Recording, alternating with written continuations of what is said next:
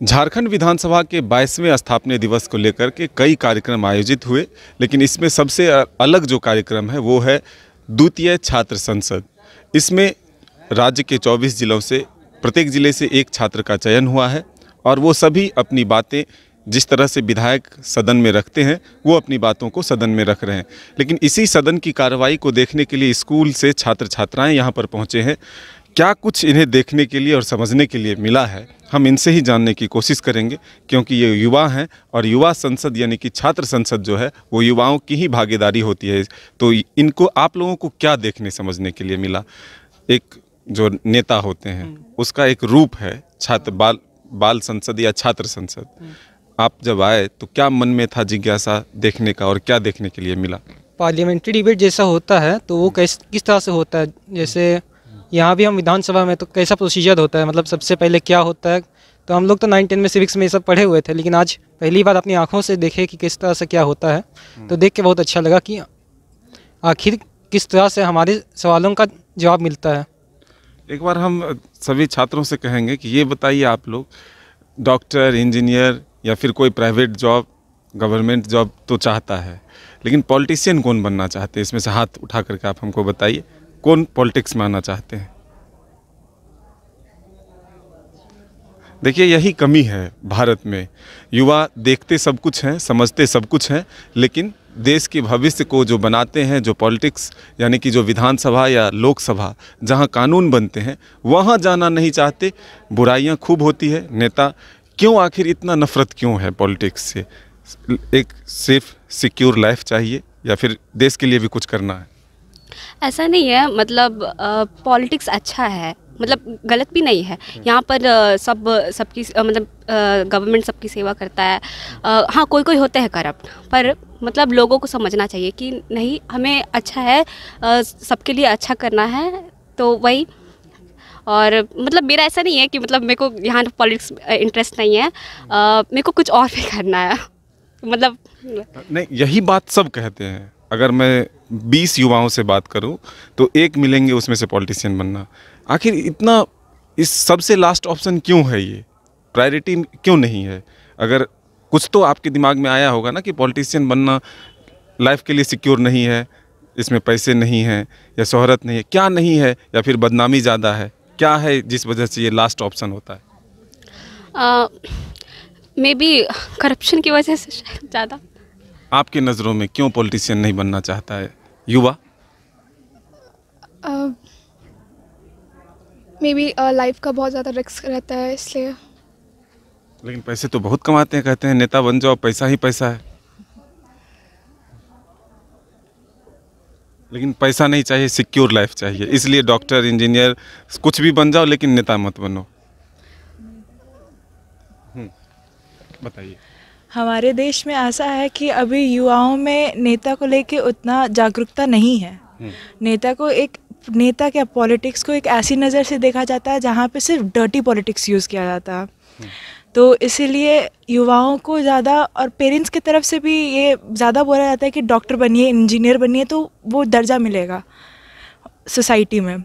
तो इसीलिए ज़्यादा लोग अभी पॉलिटिक्स की तरफ जागरूक नहीं है। बट मैं तो कहूँगी कि होना चाहिए, क्योंकि यही इंडिया का फ्यूचर है। अगर इंडिया की नींव पे ध्यान नहीं दिया जाएगा तो फिर डॉक्टर, इंजीनियर बन के क्या ही फ़ायदा है? संविधान कहाँ बनता है, ये बताइए। कहाँ बनता है? उसको बनाता है कॉन्स्टिट्यूएंट असेंबली। कॉन्स्टिट्यूशन को कॉन्स्टिट्यूएंट असेंबली बनाता है। और ये बेसिकली जैसे हम लोग का जैसे अलग अलग बिल होता है, ऑर्डिनरी बिल होता है, कॉन्स्टिट्यूएंट बिल होता है, तो वो पूरा प्रोसीजर होता है। जैसे 2/3 मेजॉरिटी के साथ आपको लोकसभा से पास किया गया, फिर रेटिफिकेशन ऑफ द स्टेट किया गया, और फिर वो धीरे धीरे with majority of the opposition party and the ruling party वो बनता है आपका। इसमें हमारी भागीदारी कैसे हो सकती है?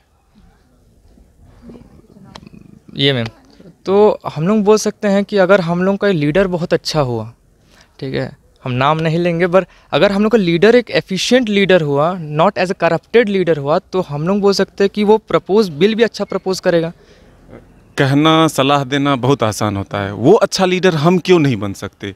हम उस विधानसभा, उस लोकसभा में पहुंचकर उस कानून को हम क्यों नहीं बना सकते? जब हम ये लास्ट प्रायोरिटी देते हैं पॉलिटिक्स को, तो फिर जो करप्ट लोग हैं, जो चुने हुए हैं, जो कानून हमें बना कर देंगे उसी से हमको चलना है। कम्प्लीटली वो आप एकदम सही बोल रहे हो, वो हम लोग पे डिपेंड करता है। अभी हम लोग का एज नहीं हुआ कि हम लोग इलेक्शन के लिए वोट दे सकें, पर जिस दिन हम लोग का इलेक्शन में वोट देने का समय आएगा तो हम ट्राई करेंगे कि किसी एक ऐसे लीडर को दे जो हम लोग का ओपिनियन, अच्छा ओपिनियन को रख पाए। नहीं, बात वहीं आके पहुंच गई, हम दूसरे को चुनेंगे लेकिन हम क्यों नहीं खड़े होंगे?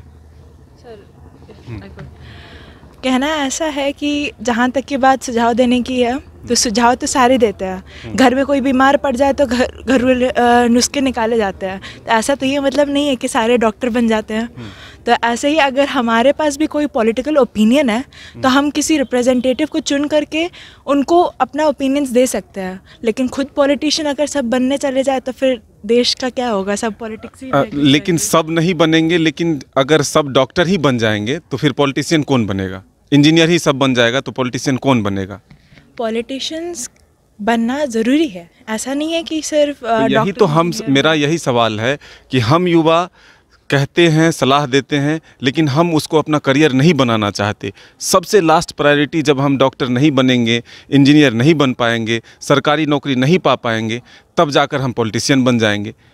यही वजह तो नहीं है सबसे ज़्यादा करप्शन और भ्रष्टाचार का? सर कहीं ना कहीं ये वजह है, बट बात ये है कि हमारे प्रीवियस जनरेशन के जो लीडर्स थे, जो पॉलिटिशियंस थे, तो उन्होंने ऐसा एग्जाम्पल क्रिएट किया, नाम नहीं लूँगी, बट कुछ लोगों ने ऐसा एग्जाम्पल्स क्रिएट किया है जिसके वजह से पॉलिटिक्स का इमेज लोगों के दिमाग में कुछ बिगड़ सा गया है। इसीलिए लोग इनिशिएट नहीं करना चाहते पॉलिटिक्स में आने का। खैर चलिए, ये भविष्य की बात है। आज यहाँ आए तो क्या मन में था सवाल और क्या देखने के लिए मिला? बहुत अच्छा देखने के मिला। पहली बात, कहा जाता है कि प्रैक्टिकल नॉलेज बहुत ज़रूरी होता है। हम लोग के जो एजुकेशनल सिस्टम है, इंडिया के एजुकेशन सिस्टम में यही एक लैक बिहाइंड है कि हम लोग को प्रैक्टिकल नॉलेज नहीं मिलता है। अभी भी अगर आप क्लास 9 और 10 का बच्चा को पूछेगा, सब बच्चा नहीं, कुछ बच्चा को अगर पूछेगा, उनको ये नहीं पता कि विधानसभा का मतलब क्या होता है, राज्यसभा का मतलब क्या होता है। हाँ भैया पता है, राज्यसभा एक बॉडी होता है, विधानसभा एक बॉडी होता है, बस एग्ज़ाम में लिख के आ गए। पर प्रैक्टिकल नॉलेज बहुत ज़रूरी होता है। हम लोग पढ़े हैं कि ऐसे ऐसे अमेंड होता है, बिल पास होता है, ऐसे होता है, पर हम लोग को ये नहीं दिखाया जाता है कि प्रैक्टिकली वो कैसे होता है। तो यहाँ आके हम लोग को वो नॉलेज मिला कि क्या होता है, कैसे बिल पास होता है, कैसे वो तर्क होता है between the majority party and between the ruling party and the opposition party. और देख के बहुत अच्छा लगा कि बच्चों को, हम लोग के युवाओं को बहुत प्रोत्साहित किया जा रहा है इन पॉलिटिक्स, इंडियन पॉलिटिक्स में। हाँ, ये बात तो है कि हम लोग के माइंड में एक सेट हो चुका है कि पॉलिटिक्स बहुत डर्टी पॉलिटिक्स है। जो मेरे फ्रेंड ने बोला कि डर्टी पॉलिटिक्स, इवन हम लोग के पेरेंट्स भी बोल देते हैं कि क्या करोगे यार मंत्री बन के, छोड़ो, कोई अच्छा सेटल्ड लाइफ बनाओ, क्या करोगे मंत्री बन के।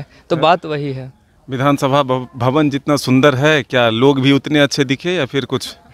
हाँ, लोग भी उतने ही अच्छे थे।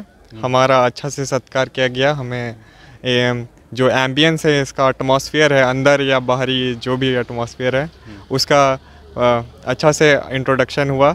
और फिर और भी कई तमाम चीज़ें हमें जानने को पता लगी जो हमें आए दिन नहीं पता रहती है लोगों से, या फिर पेरेंट्स भी उसके बारे में उतना नहीं जानते जितना आज हम जान पा रहे हैं। छात्र संसद एक अच्छा प्रयास है ज़रूर, और इससे युवाओं की भागीदारी ज़रूर बढ़ी है।